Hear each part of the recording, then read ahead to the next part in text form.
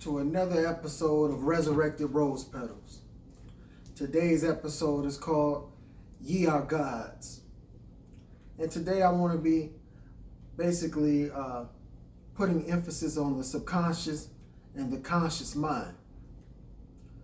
Whereas some don't know, the subconscious part of the mind is the part of the brain that works in automatic mode. The information that's stored in the mind or in the subconscious part of the brain is the information that we have compiled to be our character and the things we base our existence upon. The things we have been brought up on, the things we have been educated on, and the way that we perceive the world in a compiled information is the subconscious state of mind. When we are sleeping and we comb the thoughts of compounded information, the things that we dwell on, daydream, the things that we conceive, or the way that we conceive things to be, is our subconscious state of mind. Now, the other side of our brain, being the conscious state of mind, is the things that we are aware of in new information, the things that we are introduced in a fresh manner to. But the subconscious, if not rewired, only filters out the new information that you become aware of as sort of like a seether that is used in farming to shift the grain to get the wanted grain separated from the unwanted grain. So if the things that we have in our subconscious, which is our totality of our being, is not based upon truth, it is not correctly wired to understand the interpretation of life correctly, or is deceived, the subconscious will be the automatic part of our mind that we move on, unknowingly understanding that the successes and failures of our life are based upon the way we are wired in our own mind state. So if your subconscious is telling you that you are going to fail, or that you are not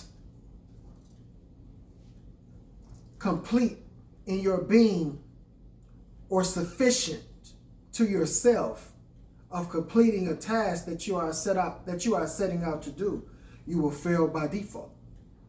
You will fail by default because in your subconscious state of mind, things don't make sense for you to complete them the way that you see the world as agreeing with you being who you are, or your capabilities to attain a certain goal. So instead of knowing, because God is in you, that you can accomplish a set of goals, by the world being the wiring of the way that you think, it is only from the world telling you you can't do it that you'll believe you can do it, or the world saying you can't do it that you don't believe you'll be able to accomplish it. I would like you to go to Psalms chapter 82 and 6, where it says, "Know ye not that ye are gods?" It speaks about us in existence and the way that we were manifested by our creators as being gods. What does that mean? That means in our subconscious state of being, it should be an ever-evolving and never stagnant compilation of knowledge, wisdom, and understanding. We shouldn't be existing in a state of mind to where we have reached the totality of that we are to know. For we should ever be evolving, for our Creator is omnipotent and omnipresent, meaning He is everywhere and knowing everything. So we should be evolving in our understanding. The reason brainwashing people, it's such an impactful tool for one to oppress another people. It's because once you indoctrinate a people to believe that they should submit to a God outside of themselves instead of to a God that exists within themselves, they only seek to be validated in a decision to move forward on an idea, a goal, or a success by an authoritative figure. That means if you don't receive a green light, or you don't receive a pat on the back, or you don't receive the permission to accomplish what you are setting out to do, you don't believe that you should be accomplishing that, because you're being taught to be obedient to someone that only wants you to build up what they have on their agenda. Today, this is the wiring of the masses of the people. For we are not gods. We have been turned into people who have submitted to someone that has made themselves our God.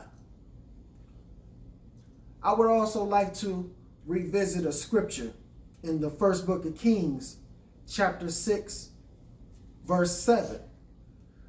Speaking about the structure of a kingdom, or the construction of a kingdom in the kingdom of Solomon.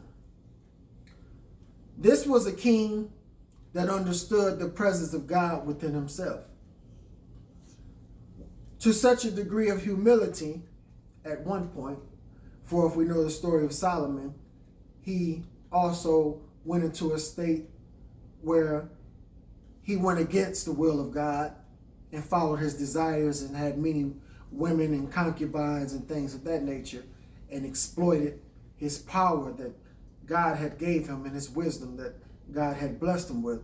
But before that time, he had such a humility within himself that he ordered that the dimensions of his kingdom and the tools used to build his kingdom be built in another place and brought to the place where he wanted to establish the kingdom.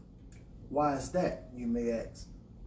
It is because as he erected or built up the kingdom in the land where he was building the temple of Solomon, he didn't want a sound to be made in the construction of his empire or of his temple.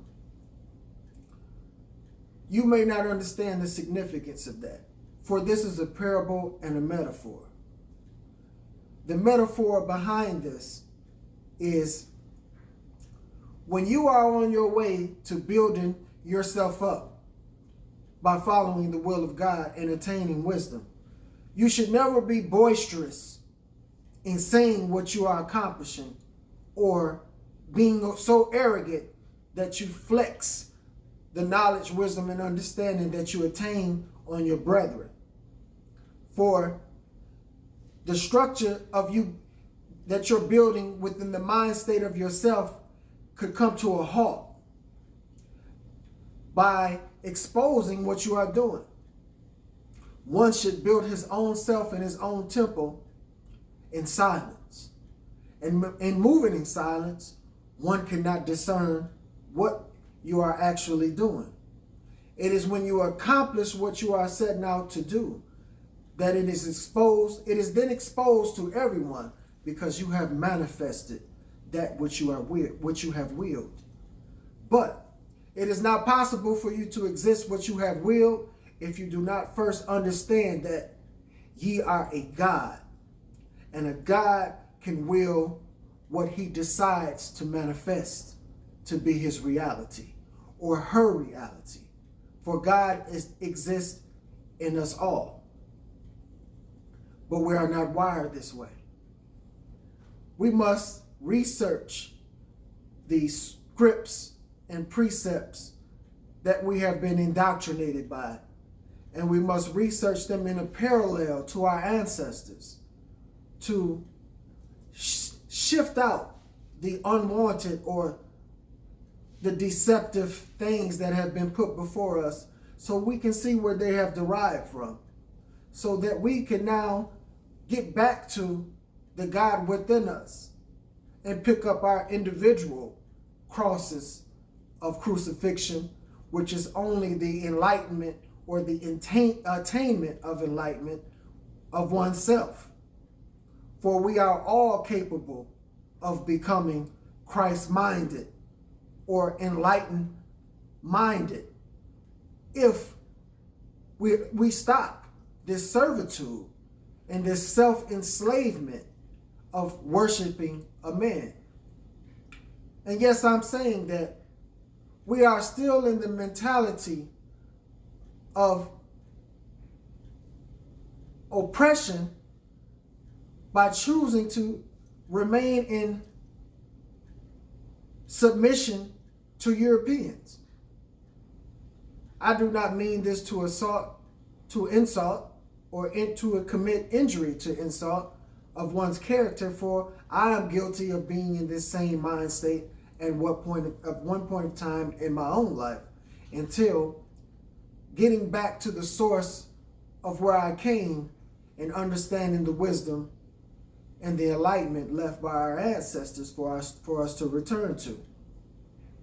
We must rewire the subconscious mind state that we move day to day in our subconscious mind, and understand that until we change the information that we have been taught to believe and rewire that to sift out the deceptive things and base them upon the wisdom of truth in our subconscious, then we'll begin to compile a new self based on a new foundation of enlightenment.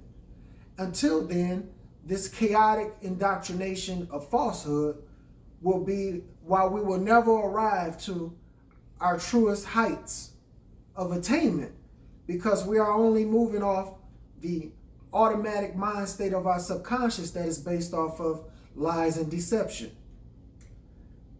Once we do this, or should I say, I know that once we do this, we'll attain the greatest heights.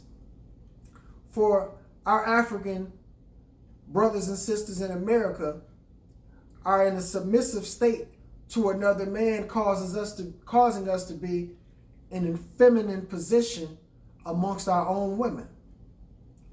For one cannot have authority or power over anything else if he cannot have his own house under gravity. Meaning, if one does not have his own house in order, how can he help someone else? So how can we gain control over our own communities if we cannot self-govern ourselves without asking or begging for help from another man, because we have not learned how to will our own reality into existence? It is because we are still in this mental slavery state of mind, where we need an authoritative figure to do something for us when we are able to do for ourselves. I would like you, brothers and sisters, to look over that, read these scriptures, and contemplate on, are you ready to let go of this old state of mind and thinking and learn of the truth of these false indoctrinations that have been forced into our way of thinking and our culture through multiple centuries of enslavement, and know your ancestors and understand they were not devils or people who worship multiple gods? I would like to conclude this with Psalms 133:1. How good is it to dwell with your brethren in unity? To do this, we must return to being gods. Until next time, here on Resurrected Rose Petals, please like, comment, and subscribe. See you next time. Peace.